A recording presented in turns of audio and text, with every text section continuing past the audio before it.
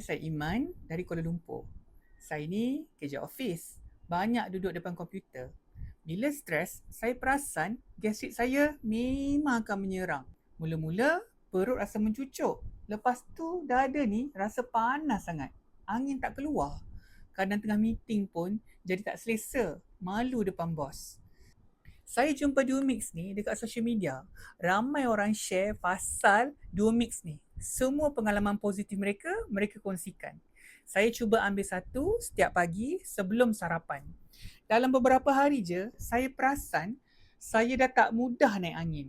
Dada pun rasa dah tak panas macam dulu. Paling best dan paling ketara, waktu kerja saya sekarang lebih stabil. Kalau korang pun jenis cepat yang pedih bila stres, cuba dulu dua mix ni. Kalau tak sesuai, mereka ada money back guarantee. Alhamdulillah.